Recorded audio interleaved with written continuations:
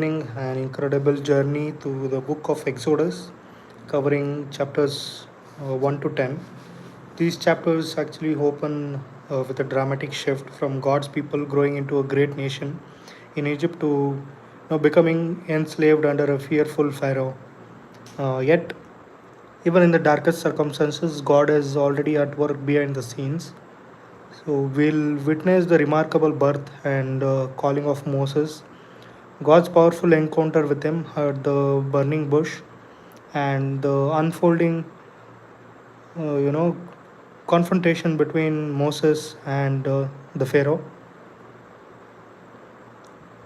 As the first 10 plagues begin, we'll see God's power displayed over Egypt's God and his unwavering commitment to rescue his people. As we read today, pay attention to how God remains faithful to his promises, how he prepares his servants, and how his power is revealed even when hearts are hardened. May this time in his word strengthen our faith and remind us that God is always working to accomplish his purposes. So let's begin our reading of Exodus chapter 1 to chapter 10.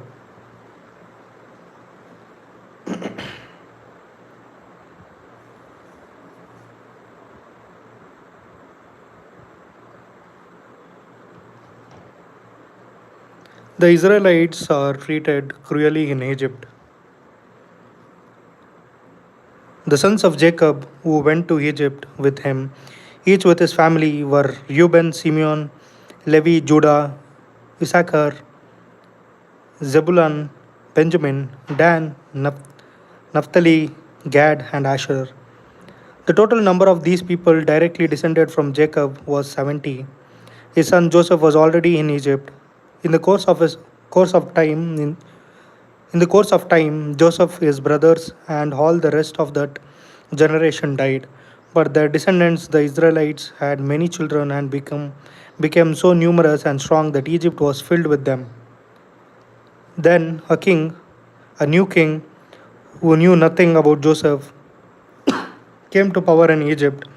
He said to his people, "These Israelites are so numerous and strong that they are a threat to us. In case of war, they might join our enemies in order to fight against us and might escape from the country. We must find some way to keep them from becoming even more numerous." So the Egyptians put slave drivers over them to crush their spirits with hard labor. The Israelites built the cities of Pithom and Ramesses to serve as supply centers for the king. But the more the Egyptians oppressed the Israelites, the more they increased in number.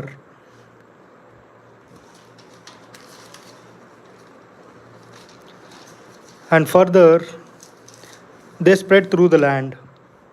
The Egyptians came to fear the Israelites and made their lives miserable by forcing them into cruel slavery. They made them work on their building projects and in their fields, and they had no mercy on them. Then the king of Egypt spoke to Sifra and Puah, the two midwives who helped the Hebrew women. "When you help the Hebrew women give birth," he said to them, "kill the baby if it is a boy, but if it is a girl, let it live." But the midwives feared God and so did not obey the king. Instead, they let the boys live. So the king sent for the midwives and asked them, "Why are you doing this? Why are you letting the boys live?" They answered, "The Hebrew women are not like Egyptian women. They give birth easily, and their babies are born before either of us gets there." Because the midwives feared God, he was good to them and gave them families of their own. And the Israelites continued to increase and became strong. Finally, the king issued a command to all these people: "Take every newborn Hebrew boy and throw him into the Nile, but let all the girls leave." The birth of Moses. During this time, a man from the tribe of Levi married a woman of his own tribe, and she bore him a son. When she saw what a fine baby he was, she had him for 3 months. But when she could not hide him any longer, she took a basket made of reeds and covered it with tar to make it watertight. She put the baby in it and then placed it in the tall grass at the edge of the river. The baby's sister stood some distance away to see what would happen to him. The king's daughter came down to the river to bathe. While her servants walked along the bank, suddenly she noticed the basket in the tall grass and sent a slave girl to get it. The princess opened it and saw her baby boy. He was crying and she felt sorry for him. This is one of the Hebrew babies, she said. Then his sister asked her, "Shall I go and call a Hebrew woman to act as a wet nurse?" "Please do," she answered. So the girl went and brought the baby's own mother. The princess told the woman, "Take this baby and nurse him for me, and I will pay you." So she took the baby and nursed him. Later, when the child was old enough, she took him to the king's daughter, who adopted him as her own son. She said to herself, "I pulled him out of the water, and so I name him Moses." Moses escapes to Midian. When Moses had grown up, he went out to visit his people, the Hebrews, and he saw how they were forced to do hard labor. He even saw an Egyptian kill a Hebrew, one of Moses' own people. Moses looked all around, and when he saw that no one was watching, he killed the Egyptian and hid his body in the sand. The next day he went back and saw two Hebrew men fighting. He said to the one who was in the wrong, "Why are you beating up a fellow Hebrew?" The man answered, "Who made you our ruler and judge? Are you going to kill me just as you killed the Egyptian?" Then Moses was afraid and said to himself, "People have found out what I have done." When the king heard about what had happened, he tried to have Moses killed, but Moses fled and went to live in the lands of Midian. One day, when Moses was sitting by a well, 7 daughters of Jethro, the priest of Midian, came to draw water and fill the troughs for for their father's sheep and goats. But some shepherds drove Jethro's daughters away. Then Moses went to their rescue and watered their animals for them. When they returned to their father, he asked, "Why have you come back so early today?" "An Egyptian rescued us from the shepherds," they answered, "and he even drew water for us and watered our animals." "Where is he?" he asked his daughters. "Why did you leave the man out there? Go and invite him to eat with us." So Moses agreed to live there, and Jethro gave him his daughter Zipporah in marriage, who bore him a son. Moses said to himself, "I am a foreigner in this land, and so I name him Gershom."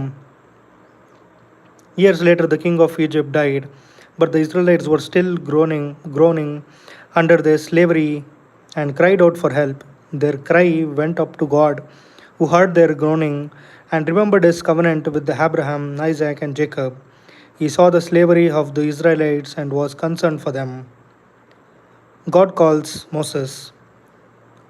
One day, while Moses was taking care of the sheep and goats of his father in law, Jethro, the priest of Midian, he led the flock across the desert and came to Sinai, the holy mountain. There, the angel of the Lord appeared to him as a flame coming from the middle of a bush. Moses saw that the bush was on fire, but that it was not burning up. "This is strange," he thought. "Why isn't the bush burning up? I will go closer and see." When the Lord saw that Moses was coming closer, he called to him from the middle of the bush and said, "Moses, Moses." He answered, "Yes, here I am." God said, "Do not come any closer. Take off your sandals because you are standing on holy ground. I am the God of your ancestors, the God of Abraham, Isaac, and Jacob." So Moses covered his face because he was afraid to look at God. Then the Lord said, "I have seen how cruelly my people are being treated in Egypt. I have heard them cry out to be rescued from their slave drivers. I know all about their sufferings, and so I have come down to rescue them from the Egyptians and to bring them out of Egypt." to a spacious land, one which is rich and fertile, and in which the Canaanites, the Hittites, the Amorites, the Perizzites, the Hivites, and the Jebusites now live.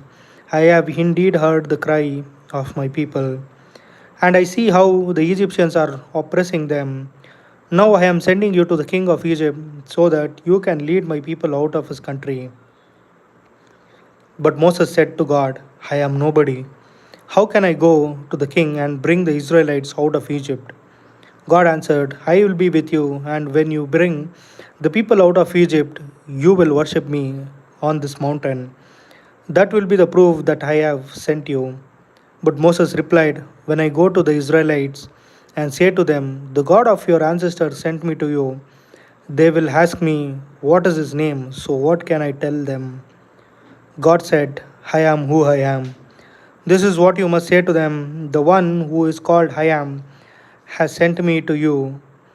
Tell the Israelites that I, the Lord, the God of their ancestors, the God of Abraham, Isaac, and Jacob, have sent you to them. This is my name forever. This is what all future generations are to call me. Go and gather the leaders of Israel together and tell them that I, the Lord, the God of their ancestors, the God of Abraham, Isaac, and Jacob, appeared to you. Tell them that I have come to them and have seen what the Egyptians are doing to them. I have decided that I will bring them out of Egypt, where they are being treated cruelly, and will take them to a rich and fertile land, the land of the Canaanites, the Hittites, the Amorites, the Perizzites, the Hivites, and Jebusites. My people will listen to you, to what you say to them.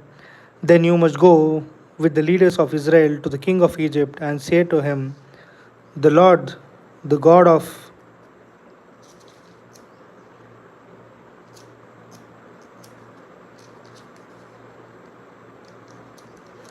the Lord, the God of Hebrews, has revealed himself to us. Now allow us to travel for 3 days into the desert to offer sacrifices to the Lord our God. I know that the king of Egypt will not let you go unless he is forced to do so, but I will use my power and will punish Egypt by doing terrifying things there. After that, he will let you go. I will make the Egyptians respect you so that when you when my people leave, they will not go empty-handed. Every Israelite woman will go to her Egyptian neighbors and to any Egyptian woman living in her house and will ask for clothing and for gold and silver jewelry. The Israelites will put these things on their sons and daughters and carry away the wealth of the Egyptians. God gives Moses miraculous power. Then Moses answered the Lord, but suppose the Israelites do not believe me and will not listen to what I say, what shall I do if they say that you did not appear to me? So the Lord asked him, what are you holding? A stick, he answered. The Lord said, throw it on the ground. When Moses threw it down, it turned into a snake and he ran away from it. Then the Lord said to Moses, bend down and pick it up by the tail. So Moses bent down and caught it, and it became a stick again.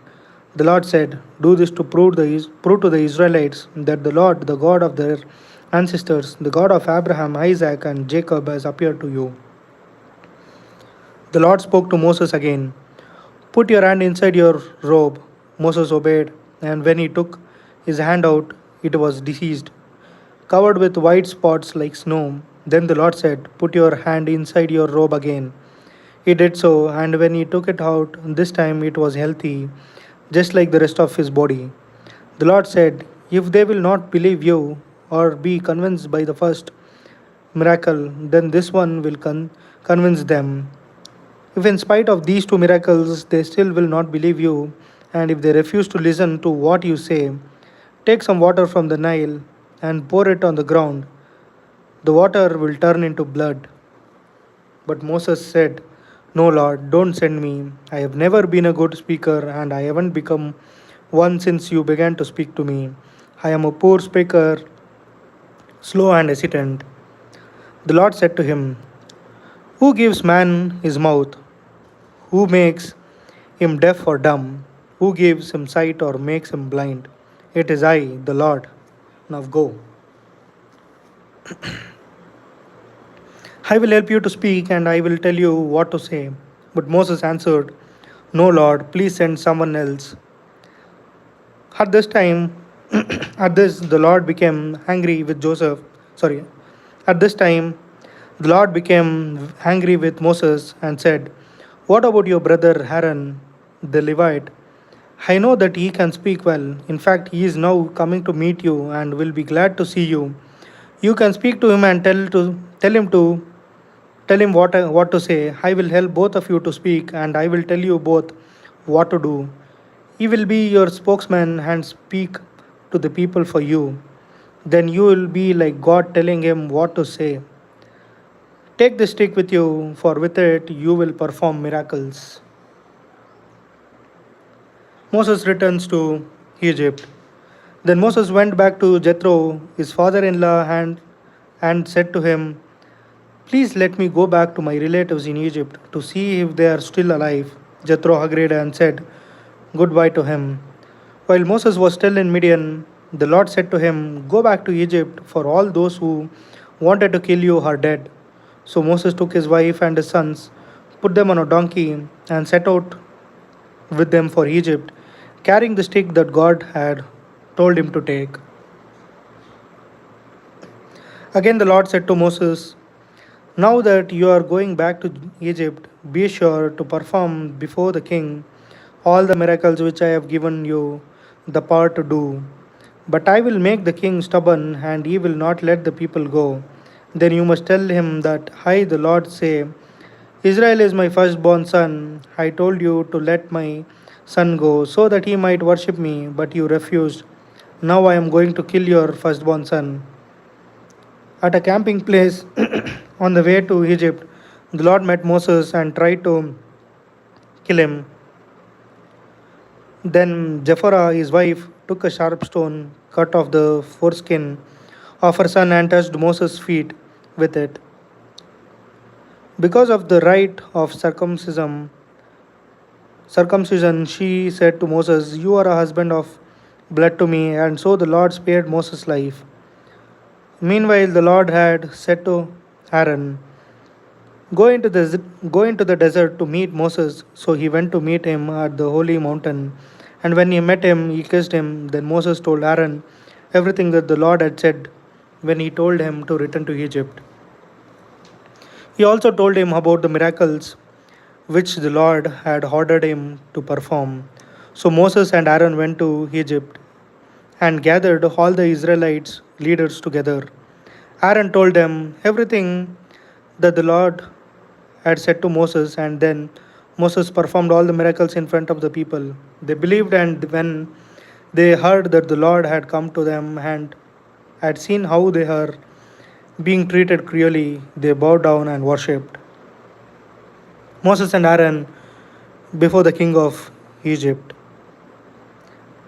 Then Moses and Aaron went to the king of Egypt and said, The Lord, the God of Israel, says, Let my people go, so that they can hold a festival in the desert to honor me. Who is the Lord? The king demanded. Why should I listen to him and let Israel go? I do not know the Lord, and I will not let Israel go. Moses and Aaron replied, The God of the Hebrews has revealed himself to us. Allow us to travel for 3 days into the desert to offer sacrifices to the Lord our God. If we don't do so, he will kill us with disease or by war. The king said to Moses and Aaron, What do you mean by making the people neglect their work? Get those slaves back to work. You people have become more numerous than the Egyptians, and now you want to stop working? That same day, the king commanded the Egyptian slave drivers and the Israelite foremen, Stop giving the people straw for making bricks. Make them go and find it for themselves, but still require them to make the same number of bricks as before, not one brick less. They haven't enough work to do that and that is why they keep asking me to let them go and offer sacrifices to their God. Make these men work harder and keep them busy so that they won't have time to listen to a pack of lies. The slave drivers and the Israelites' foremen went out and said to the Israelites, "The king has said that he will not supply you with any more straw. He says that you must go and get it for yourselves, whether you can find it, but you must still make the same number of bricks." So the people went all over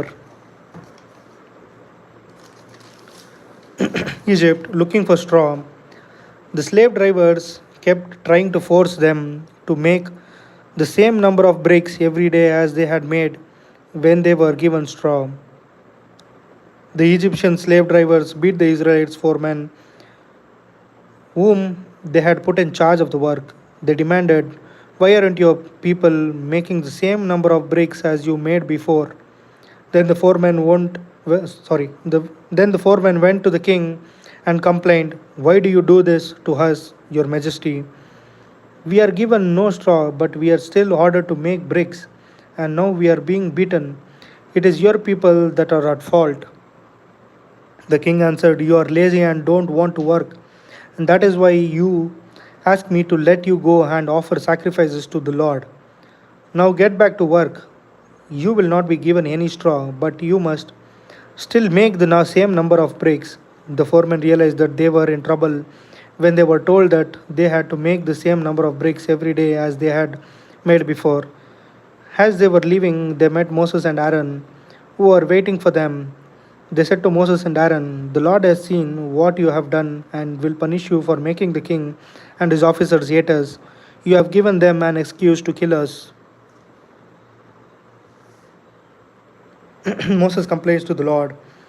Then Moses turned to the Lord again and said, "Lord, why do you ill treat your people? Why do you send me here? Even since I went to the king to speak for you, he has treated them cruelly, and you have done nothing to help them." Then the Lord said to Moses, "Now you are going to see what I will do to the king. I will force him to let my people go. In fact, I will force him to drive them out of his land." God calls Moses. God spoke to Moses and said, "I am the Lord. I appeared to Abraham, to Isaac, and to Jacob as Almighty God, but I did not make myself known to them by my holy name. The Lord, I also made my covenant with them, promising to give them the land of Canaan, the land in which they had lived as foreigners. Now I have heard the groaning of the Israelites, whom the Egyptians have enslaved, and I remembered my covenant. So tell the Israelites that I say to them, I am the Lord. I will rescue you and set you free from your slavery to the Egyptians. I will raise my mighty arm to bring terrible punishment upon them, and I will save you. I will make you my own people, and I will be your God. You will know that I am the Lord your God when I set you free from slavery in Egypt. I will bring you to the land that I solemnly promised to give to Abraham, Isaac, and Jacob, and I will give it to you as your own possession. I am the Lord." Moses told this to the Israelites, but they would not listen to him because their spirit had been broken by their cruel slavery. Then the Lord said to Moses, "Go and tell the king of Egypt that he must let the Israelites leave his land." But Moses replied, "Even the Israelites will not listen to me, so why should the king? I am such a poor speaker." The Lord commanded Moses and Aaron, "Tell the Israelites and the king of Egypt that I have ordered you to lead the Israelites out of Egypt." The family record of Moses and Aaron. Reuben, Jacob's firstborn, had four sons: Hanok, Palu, Hezron, and Carmi. They were the ancestors of the clans that bear their names. Simeon had six sons: Jamiel, Jamin, Ohad, Jachin, Zohar, and Shaul, the son of a Canaanite woman. They were the ancestors of the clans that bear their names. Levi had three sons: Gershon, Kohath, and Merari. They were the ancestors of the clans that bear their names. Levi lived 137 years. Gershon had two sons, Libni and Shimei, and they had many descendants. Kohath had four sons, Hamram, Izhar, Hebron, and Uzel. Kohath lived 133 years. Merari had two sons, Mali and Mushi. These are the clans of Levi with their descendants. Amram, Hamram married his father's sister Jochebed, who bore him Haran and Moses. Hamram lived 137 years. Izhar had three sons, Korah, Nepeg, and Zitri. Uziel also had three sons, Mishael, Elzaphan, and Sitri. Haran married Elisheba, the daughter of Aminadab, and the sister of Nashon. She bore him Nadab, Abihu, Elizar, and Ithamar. Korah had three sons, Azir, Elkanah, and Abisaph. They were the ancestors of the divisions of the clan of Korah. Elizar, Aaron's son, married one of Putel's daughters who bore him Phinehas. These were the heads of the families and the clans of the tribe of Levi. Aaron and Moses were the ones to whom the Lord said, lead the tribes of Israel out of Egypt. They were the men who told the king of Egypt to free the Israelites. The Lord's command to Moses and Aaron. When the Lord spoke to Moses in the land of Egypt, he said, I am the Lord. Tell the king of Egypt everything I tell you. But Moses answered, you know that I am such a poor speaker. Why should the king listen to me? The Lord said, I am going to make you like God to the king, and your brother Aaron will speak to him as your prophet. Tell Aaron everything I command you, and he will tell the king to let the Israelites have his country. Leave his country. But I will make the king stubborn, and he will not listen to you, no matter how many terrifying things I do in Egypt. Then I will bring severe punishment on Egypt and lead the tribes of my people out of the land. The Egyptians will then know that I am the Lord when I raise my hand against them and bring the Israelites out of their country. Moses and Aaron did what the Lord commanded. At the time when they spoke to the king, Moses was 80 years old and Aaron was 83. Aaron's stick. The Lord said to Moses and Aaron, if the king demands that you prove yourselves by performing a miracle, tell Aaron to take his stick and throw it down in front of the king, and it will turn into a snake. So Moses and Aaron went to the king and did as the Lord had commanded. Aaron threw his stick down in front of the king and his officers, and it turned into snake. Then the king called for his wise men and magicians, but their magic and by their magic they did the same thing. They threw down their stakes, and the stakes turned into snakes, but Aaron's stick swallowed theirs. The king, however, remained stubborn, and just as the Lord had said, the king would not listen to Moses and Aaron. Disasters strike Egypt. Then the Lord said to Moses, the king is very stubborn and refuses to let the people go. So go and meet him in the morning when he goes down to the Nile. Take with you the stick that was turned into a snake and wait for him on the bank of the river. Then say to the king, the Lord, the God of the Hebrews, sent me to tell you to let his people go so that they can worship him in the desert. But until now you have not listened. Now, Your Majesty, the Lord, says that you will find out who He is by what He is going to do. Look, I am going to strike the surface of the water with the stick, and the water will be turned into blood. The fish will die, and the river will sting so much that Egyptians will not be able to drink from it. The Lord said to Moses, tell Aaron to take his stick and hold it out over all the rivers, canals, and pools in the Egypt. The water will become blood, and all over the lands there will be blood, even in the wooden tubs and stone jars. Then Moses and Aaron did as the Lord commanded. In the presence of the king and his officers, Aaron raised his stick and struck the surface of the river, and all the water in it was turned into blood. The fish in the river died, and it smelt so bad that the Egyptians could not drink from it. There was blood everywhere in Egypt. Then the king's magicians did the same thing by means of their magic, and the king was as stubborn as ever. Just as the Lord had said, the king refused to listen to Moses and Aaron. Instead, he turned and went back to his palace without paying any attention even to this. All the Egyptians dug along the bank of the river for drinking water because they were not able to drink water from the river. 7 days passed after the Lord struck with river. Then the Lord said to Moses, "Go to the king and tell him that the Lord says, 'Let my people go so that they can worship me. If you refuse, I will punish your country by covering it with frogs.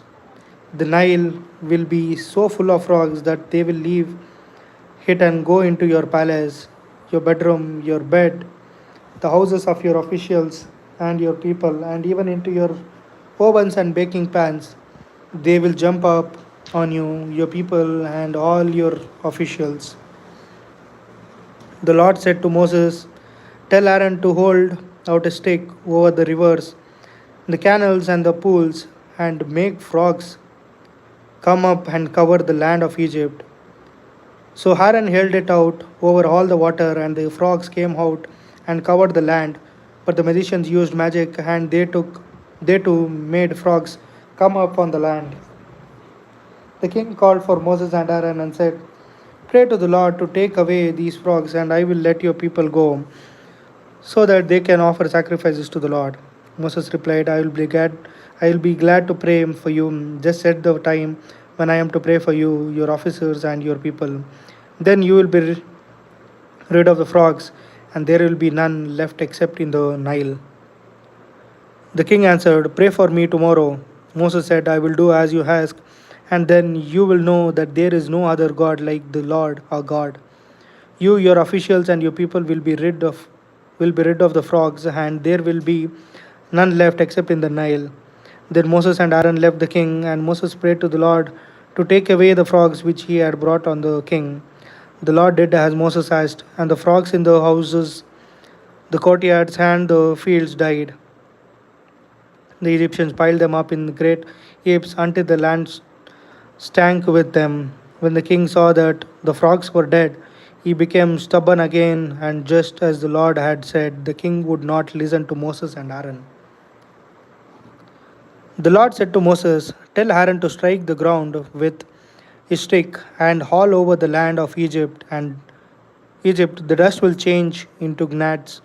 So Aaron struck the ground with a stick, and all the dust in Egypt was turned into gnats, which covered the people and the animals. The magicians tried to use their magic to make gnats appear, but they failed. There were gnats everywhere, and the magician said to the king, "God has done this." But the king was stubborn, and just as the Lord had said, the king would not listen to Moses and Aaron. Flies. The Lord said to Moses, "Early tomorrow morning, go and meet the king as he goes to the river, and tell him that the Lord says, 'Let my people go so that they can worship me.' I warn you that if you refuse, I will punish you by sending flies on you, your officials, and your people. The houses of Egyptians will be full of flies, and the ground will be covered with them. But I will spare the region of Goshen, where my people live, so that there will be no flies there. I will do this so that you will know that I am the Lord. I'm at the work. I'm at work in this land. I will make a distinction between my people and your people. This miracle will take place tomorrow." The Lord sent great swarms of flies into the king's palace and the houses of his officials. The whole land of Egypt was brought to ruin by the flies. Then the king called for Moses and Aaron and said, "Go and offer sacrifices to your God here in this country." "It would not be right to do that," Moses answered, "because the Egyptians would be offended by our sacrificing the animals that we offer to the Lord our God. If we use these animals and offend the Egyptians by sacrificing them where they can see us, they will stone us to death. You must travel 3 days into the desert to offer sacrifices to the Lord our God, just as He commanded us." The king said, I will let you go to sacrifice to the Lord, your God, in the desert, if you do not go very far. Pray for me. Moses answered, as soon as I leave, I will pray to the Lord that tomorrow the flies will leave you, your officials and your people, but you must not deceive us again and prevent the people from going to sacrifice to the Lord. Moses left the king and prayed to the Lord, and the Lord did as Moses said. Moses asked, the flies left the king, his officials, and his people. Not one fly remained. But even this time, the king became stubborn, and again he would not let the people go. Death of the animals. The Lord said to Moses, go to the king and tell him that the Lord, the God of the Hebrews, says, let my people go, so that they may worship me. If you again refuse to let them go, I will punish you by sending a terrible disease on all your animals, your horses, donkeys, camels, cattle, sheep, and goats. I will make a distinction between the animals of the Israelites and those of the Egyptians, and no animal that belongs to the Israelites will die. I, the Lord, have said tomorrow as the time when I will do this. The next day, the Lord did as he had said, and all the animals of the Egyptians died, but not one of the animals of the Israelites died.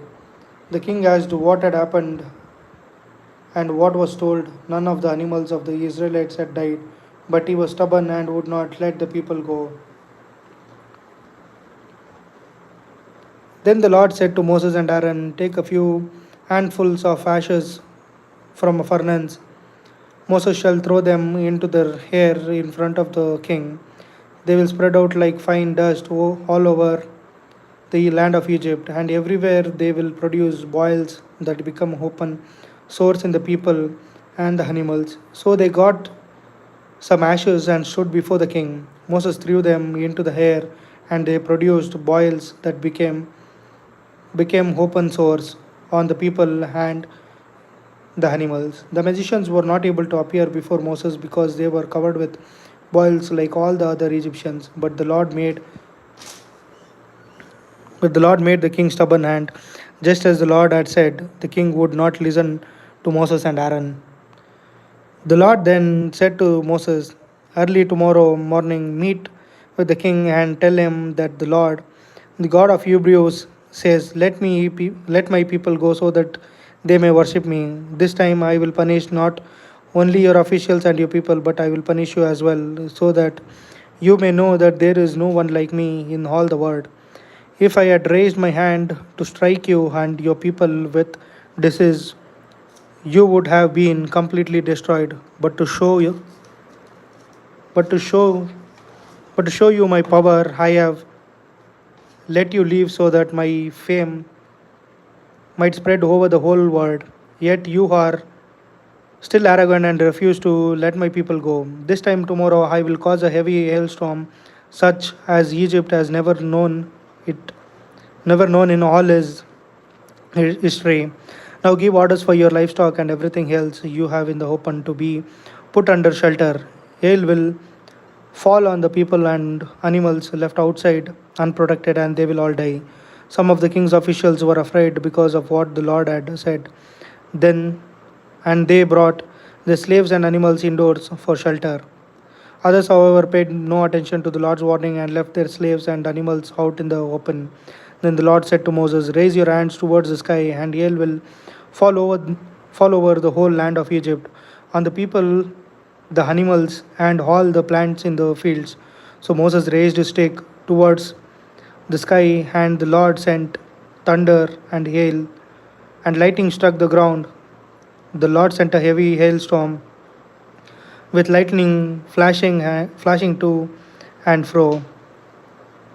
It was the worst storm that Egypt had ever known in all its history. All over Egypt, the hail struck down everything in the open, including all the people and all the animals.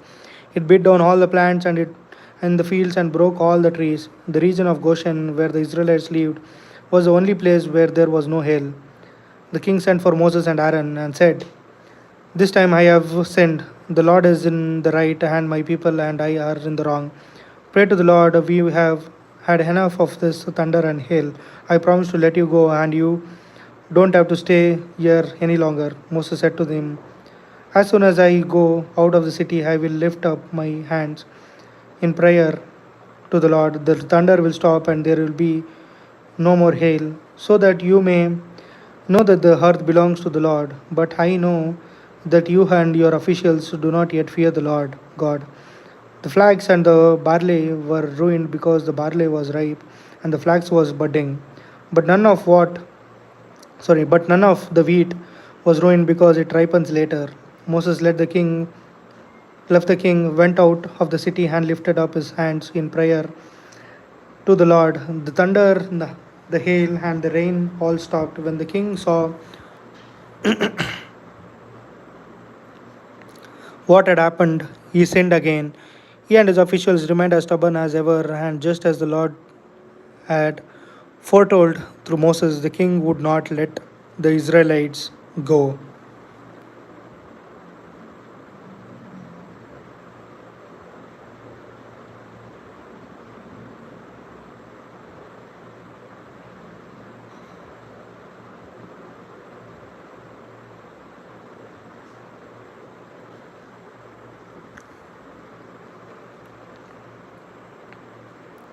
Then the Lord said to Moses, go and see the king. I have made him and his officials stubborn, in order that I may perform these miracles among them, and in order that you may be able to tell your children and grandchildren how I made fools of the Egyptians when I performed the miracles. All of you will know that I am the Lord. So Moses and Aaron went to the king and said to him, the Lord, the God of the Hebrews, says, how much longer will you refuse to submit to me? Let my people go so that they may worship me. If you keep on refusing, then I will bring locusts into your country tomorrow. There will be so many that they will completely cover the ground. They will eat everything that the hail did not destroy, even the trees that are left. They will fill your palaces and the houses of your officials and all your people. They will be worse than anything your ancestors ever saw. Then Moses turned and left. The king's officials said to him, how long is this man going to give us trouble? Let the Israelite men go and so that they can worship the Lord their God. Don't you realize that Egypt is ruined? So Moses and Aaron were brought back to the king, and he said to them, you may go and worship the Lord your God, but exactly who will go? Moses answered, we will all go, including our children and our whole people. We will take our sons and daughters, our sheep and goats, and our cattle, because we must hold a festival to honor the Lord. The king said, I swear by the Lord that I will never let you take your women and children. It is clear that you are plotting to revolt. No, only the men may go and worship the Lord if that is what you want. With that, Moses and Aaron were driven out of the king's presence. Then the Lord said to Moses, raise your hand over the land of Egypt to bring the locusts. They will come and eat everything that grows, everything that has survived the hail. So Moses raised his stick, and the Lord caused a wind from the east to blow on the land all that day and all that night. By morning, it had brought the locusts. They came in swarms and settled over the whole country. It was the largest swarm of locusts that had ever been or seen or that ever would be seen again. They covered the ground until it was black with them. They ate everything that the hail had left, including all the fruit on the trees. Not a green thing was left on any tree or plant in all the land of Egypt. Then the king hurriedly called Moses and Aaron and said, I have sinned against the Lord your God and against you. Now forgive my sin this once and pray to the Lord your God to take away this fatal punishment from me. Moses left the king and prayed to the Lord, and the Lord changed the east wind into a very strong west wind, which picked up the locusts and blew them into the Gulf of Suez. Not one locust was left in all the Egypt, not one locust, but the Lord made the king stubborn and did not let the Israelites go. Darkness. The Lord then said to Moses, "Raise your hand towards the sky, and a darkness thick enough to be felt will cover the land of Egypt." Moses raised his hand towards the sky, and there was total darkness throughout Egypt for 3 days. The Egyptians could not see each other, and no one left his house during that time. But the Israelites had light where they were living. The king called Moses and said, "You may go and worship the Lord. Even your women and children may go with you, but your sheep, goats, and cattle must stay here." Moses answered, "Then you would have to provide us with animals for sacrifices and burnt offerings to offer to the Lord our God. No, we will take our animals with us. Not one will be left behind. We ourselves must select the animals with which to worship the Lord our God. And until we get there, we will not know what animals to sacrifice to him." The Lord made the king stubborn, and he would not let them go. He said to Moses, "Get out of my sight. Don't let me ever see you again. On the day I do, you will die." "You are right," Moses answered. "You will never see me again." The word of the Lord. Be to God. Let us take some time and pray to the God and reflect on what we read today in the Bible.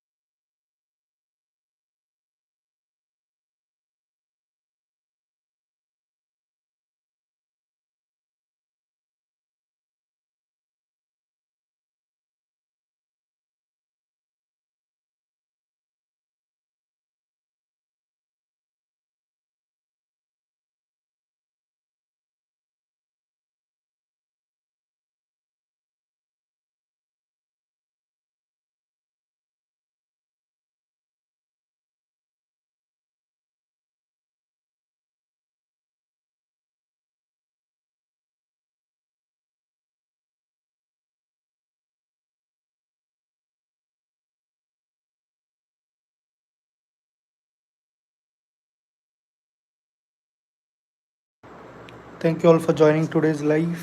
We'll catch up